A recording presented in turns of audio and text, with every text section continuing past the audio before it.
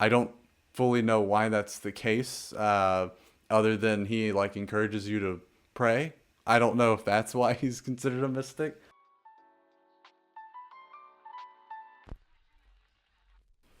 Hello, welcome to Books and Booze. This is a series where I talk about books and I have some booze. I'm Alex. It's been a while since I've done something like this, a little bit more low-key, a book list, and given about 9 months ago, I revealed and talked about various spiritual theology books. They're kind of constantly in my rotation, but I never feel like I can adequately put enough down on a page for each one I'm reading to do a full-fledged video on them. So I like putting these out periodically to give you, and especially if you're a believer and you watch my channel, some more book recommendations that are nonfiction and geared toward spiritual growth and theology. I have a lot of ground to cover, so we're just going to go ahead and get right into it.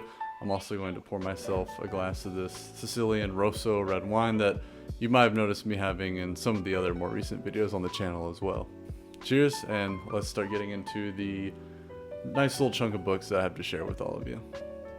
So first, one writer that I've gotten into this year who I want to explore more of is A.W. Tozer, and I've read 2 of his books this year, and the first one I have for you is probably my top recommendation out of this entire list for you to read, so I want to get it out there first and foremost, and that's The Pursuit of God. This is a 1948 book that really is Tozer pointing out how religion has complicated the simplicity of Jesus' gospel. Allegedly, to my understanding, he wrote this entire book in one night, completely led by the Holy Spirit.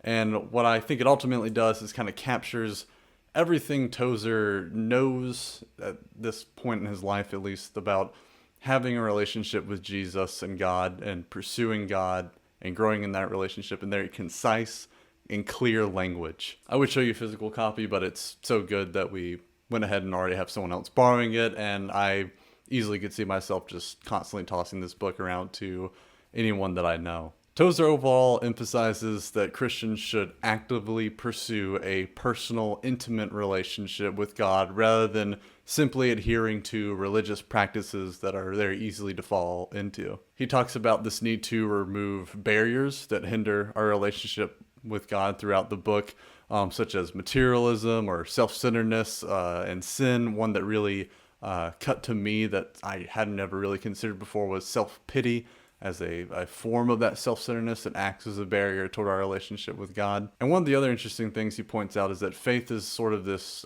spiritual sense that you're kind of gifted, basically a sixth sense through faith that allows you to experience and perceive spiritual realities. And overall, what Tozer is constantly stressing throughout this book is the importance of yielding one's will entirely to God, allowing Him to work in and through us. And removing those barriers and that very active, intimate pursuit is how we get there. So overall, there's a very big focus in, I think, very tangible and practical ways around prayer, meditation, and stillness as measures to cultivate a very vibrant and personal faith that anyone can experience. And it really goes beyond sort of the religious observances, even though he doesn't like poo-poo those things. He's calling us to have more, to pursue more. And it's always coming back to be relational to Jesus in some way. And it's just a remarkable book. It harkens this sacramentalization of like your everyday life, and I find it just very fulfilling, very encouraging, and very powerful. So my number one recommendation this go around is A.W. Tozer's Pursuit of God. The other Tozer book that I read was The Knowledge of the Holy, and I absolutely love this one as well. I would say it's a bit more focused. It's kind of almost like a deeper exploration of some of the aspects that he talks about in Pursuit of God. This is a 1961 book that is really just focused on the importance of right thinking about God and understanding the characteristics and character of God. So Tozer argues that a proper understanding of God's nature is crucial to our spiritual health and growth, which I would imagine most of us agree with. While at the same time, he enters into the paradox of exploring how incomprehensible God is at the same time. That while we can know God truly, we cannot know him fully due to his infinite nature. And over the course of the book, Tozer breaks down various attributes of God, which I have a list here. That includes God's self-existence, his immutability, eternality, omnipresence, omnipotence, faithfulness, goodness, justice, and righteousness, and God's mercy, grace, and love. Each of those basically get their own little mini chapter, and Tozer kind of expands on those and relates it to us and what that means for us. So what I think is really amazing about the knowledge of the holy, and why I would recommend it to you, especially after you read The Pursuit of God, is that Tozer is trying to balance God's otherness, his transcendence, with the nearness to us, his creation, his immanence in our world. And I think the knowledge of the holy does that in a really excellent, again, concise and clear manner. I love Tozer's writing style that I've experienced so far. And this one's a little bit different than Pursuit of God as well, because it will enter a lot of dialogue with other texts and resources that he cites or he's posing something against or with. So Pursuit of God, more like very well organized stream of consciousness about everything he knows. Knowledge of the holy, a bit more focused around attributes of God and his character. And actually, I had this for a while. One of the things that Tozer cites in Knowledge of the Holy, one of the writers, is the other one that I recommend, and I did read this year, which is Julian of Norwich's Revelations of Divine Love. This is a 14th century medieval Christian mystic text, which one interesting thing about Tozer is that if you look him up online and everything, he gets described as a mystic. I don't fully know why that's the case, other than he encourages you to pray. I don't know if that's why he's considered a mystic, but he also pulls on a lot of mystic writers, Julian of Norwich being one that shows up in the Knowledge of the Holy. And overall, I want to go ahead and get it out there that this is a really difficult text. I used a lot of supplementary resources to understand what I was even reading. It's a medieval text, and you have to know that going into it. So I think it is fulfilling, but I would encourage you, try to find some of those supplementary resources and be ready for a lot of thee, thous, those, all that kind of fun language that we're not accustomed to in our day-to-day lives for the most part. And the central theme is just God's love. And it's Julian of Norwich meditating on that and really exploring the goodness of it. And one thing I think is important that kind of helps me is understanding the backdrop in which she is writing this, and that it would be the Black Death. It's going through Europe, killing thousands upon thousands. The 100 Years' War, which is a war between two Christian denominations, between England and France, Protestants and Catholics, are also just ravaging the land and social stability. And through that, there's all this growing interest on the more personal, experiential approach to faith. And she ends up capturing that incredibly well in her writing. One thing that really sticks out to me with Julian Norwich's writing is her very kind of unique perspective on sin, seeing it as totally necessary for the human experience that ultimately leads to greater closeness to God. I would guess dispelling a lot of dialogue around how the fall was perceived at the current time of her writing this. And then even kind of despite the presence of sin, despite the presence of the Black Death, of a terrible war, Julian has this profound sense of hope and optimism that she is arguing that she's inheriting from God through Jesus constantly. And she does this also through a lot of visions, through dreams, through visions that she is given by God. They get sometimes kind of difficult to understand fully. There's this whole thing about a hazelnut. She has this hazelnut vision. Trying to go through my notes on it here to remember what I even thought about it. But just the idea of God's care and even the smallest things. She really meditates over this hazelnut for an ample period of time through the book. And it's really a beautiful and remarkable meditation. You also may know her and pick up on this as you're reading through it, that she's actually the one that originally wrote and came up with the saying, all shall be well, and all shall be well, in all manner of things shall be well. That originates from her, so that's kind of a cool origin point for this book as well.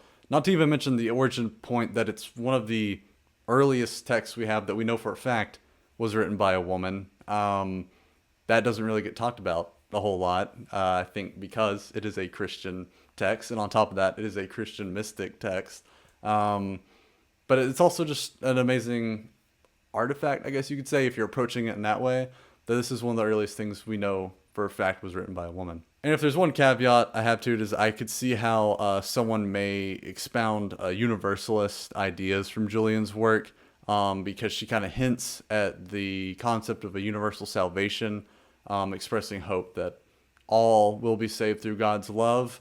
I don't think she really fully ever tiptoes into that kind of territory, but I could see how someone who is approaching this in a certain light could contort that into kind of a universalist message. But overall, it's a really amazing text that focuses on really vivid imagery and a personal experience and dreams to craft, I think, more deep theological insights about Jesus' love for us. And another book I read that I think kind of, in a really strange way, goes really well with Revelations of the Divine Love is Blue Like Jazz by Donald Miller, the subtitle being Non-Religious Thoughts on Christian Spirituality. I think this is the most recent book I have on this list for you. This came out in 2003, and though I didn't know too much about it immediately going into it, this is basically sort of like a memoir, with spiritual musings being the focus of the memories in the memoir being written here. Miller really emphasizes this importance about a very genuine personal faith. Similar to Pursuit of God, as I mentioned earlier, Miller is very concerned about getting away from kind of religious rituals and traditions just for the sake of themselves, and instead encouraging us to really dig in personal with Jesus.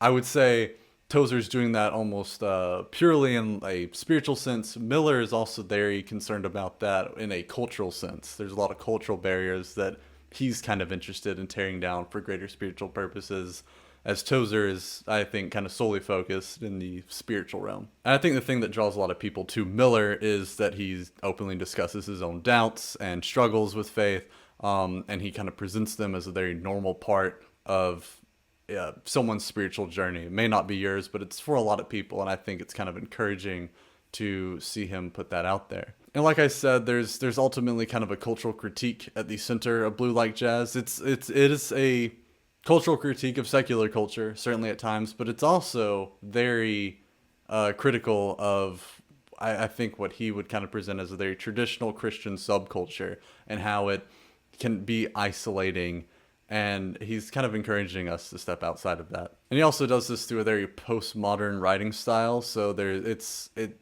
comes across as very relaxed at times, and I think that gives this kind of appeal to younger people, younger seekers. I think overall it reads very real, and I think that's what ultimately why this had been recommended so many times to me over the time. And the cool thing about it is I think he really kind of wants to overall rethink evangelism. He goes throughout presenting various alternative ways of sharing faith that focus more on lifestyle and relationship than confrontational methods like apologetics. There's a really great moment where he describes being invited on a radio show to defend Christianity, and he kind of instantly dispels it once he's into this radio show, being like, if I went down the street and asked 10 people what Christianity is, you get 10 different answers. I'd rather just talk about Jesus and what he's done for me. And in some way, I think that's an absolute genius move in terms of evangelism. And that part really kind of stuck out with me. So yeah, I think if you want a more fast read, something that is a little bit more relatable, and you don't have to get as dense and start, combing through with your notebook like I've had here for Tozer and Julian of Norwich, Blue Like Jazz by Donald Miller is just a really wonderful text, and I find it very encouraging and very beautiful at times. Next one I want to talk about is actually one, the next two technically are ones I'm in the midst of reading, though I have read this one before, and that is Mere Christianity by C.S. Lewis. Again, I think similar to Pursuit of God, the reason I would recommend Mere Christianity is it's sort of the capstone, the culmination of all of Lewis's ideas about his personal faith and his relationship with Jesus, similar to the way that Pursuit of God by Tozer seems to fulfill a similar role. And this 1952 book is actually a collection of multiple texts, originally starting from radio programs that Lewis was invited to give during the London Blitz, the bombing of London during World War II, and then some later writings that he kind of expands on a lot of the stuff he said during the radio program. As the book suggests, Lewis focuses on this concept of mere Christianity, which is to say he wants to focus on kind of core Christian beliefs shared across all denominations and avoiding kind of any denominational disputes. That's one of the first moves he kind of makes in the book. From there, he then wants to sort of argue that there's this universal sense of right or wrong, getting into what a lot of people call moral law theory, something that Aquinas used a lot in the past and has always been built upon since then, and that almost biological sense points to some kind of higher power of God. And then from there, he gets into exploring the nature of God, including his goodness, power, and intelligence, as well as the divinity of Christ, which is where you get Lewis's very famous and often quoted now trilemma argument that Jesus could only either be a liar, a lunatic, or truly the Lord of the universe. And I think in one way, because I've read much more Lewis than Tozer, going back to this now after many, many years and after reading much more Lewis, you can see snippets of what he would expand upon in other books, such as the problem of suffering. Lewis expands on the problem of pain that shows up briefly in this book, and also the idea that there's not primarily heaven and hell aren't kind of primarily these places of reward and punishment, but rather they are sort of these logical outcomes of someone accepting or rejecting Jesus, which is something he expands on in The Great Divorce in a narrative form, which I recommended in my last video. And I think one of the central things when I read through this the first time, and I'm kind of anticipating again, is Lewis's deep exploration is pride as the greatest sin and the root of basically any other sin, as an argument that he makes in Mere Christianity. And I'll be interested to get back into that. But I highly recommend Mere Christianity in the same way that if you want to get a capstone, a culmination of all of C.S. Lewis's thinking about Jesus and Christianity, pick this one up. The caveat for these next two, they're going to be real brief because one I haven't read yet, but I'm anticipating to, and I figured I'd go ahead and throw it in there. And the other one I've only read like the first like 2 chapters into it. But it might be a long while till I do another video like this. So I wanted to put these 2 in there just because they're also in the background. They fit into this.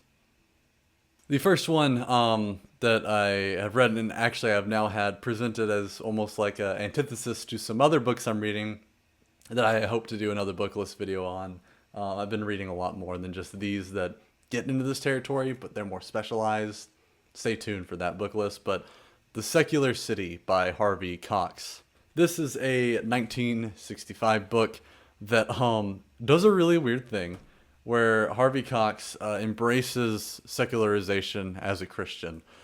He argues that the process of secularization, which he defines as ultimately the decline of a religious influence in society, should not be viewed negatively by Christians, but rather as a very positive development in line with many biblical themes. He posits that secularization liberates both society and faith from previously oppressive religious structures, and that allows for more authentic expressions of Christianity to thrive.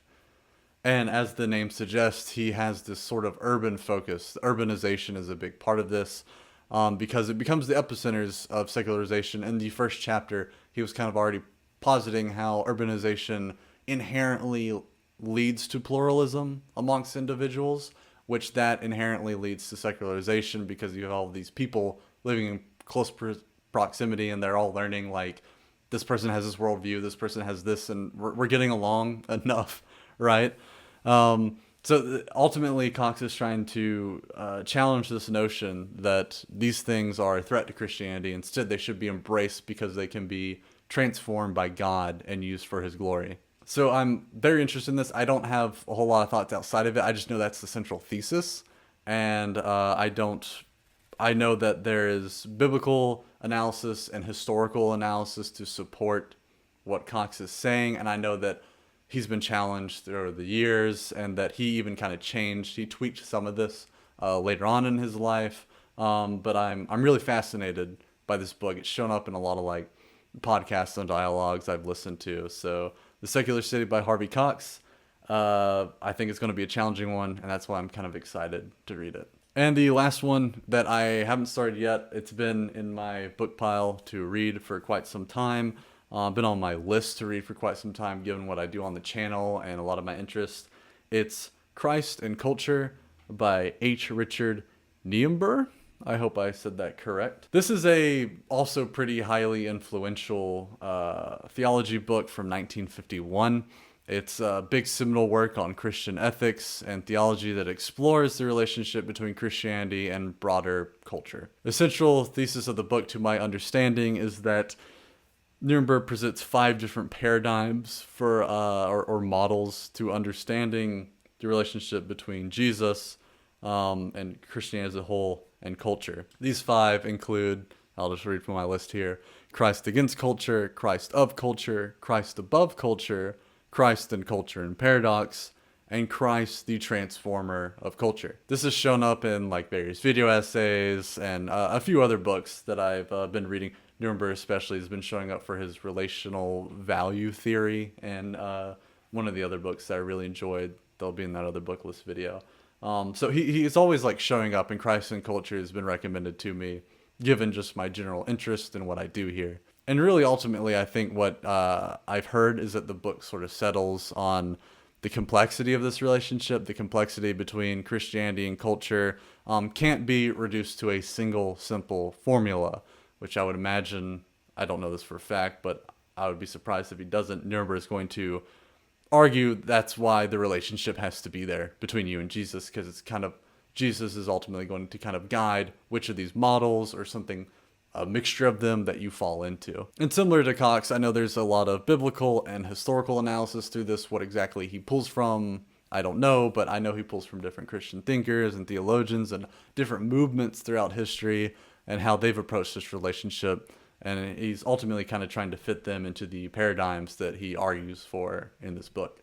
So there you have it, a whole litany of different theology and spiritual books that I think are very enriching, encouraging, that cover a lot of different territory, a lot of different styles, a lot of different tones.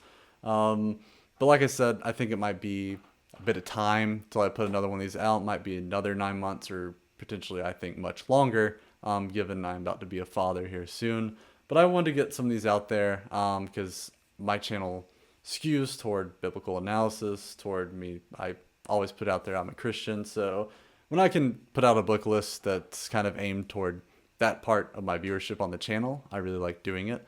If you like this video, please give it a like so it might be able to find others that might be interested in getting content like this. If you didn't like it, you can also let me know that and know why. Anything helps me out in building this channel.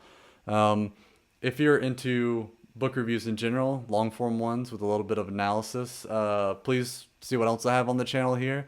The same goes for my video essays. There's a lot of cultural analysis on this channel that I do primarily with movies, though some other things get mixed in there. I'm very interested in diving into the subgenre of the neo-Western right now, as well as this concept of post-secularism that I keep sprinkling throughout these videos. So with that, I hope that you seek out these books, that they are as encouraging and as enriching for you. But until then, I will see you all in our next exploration.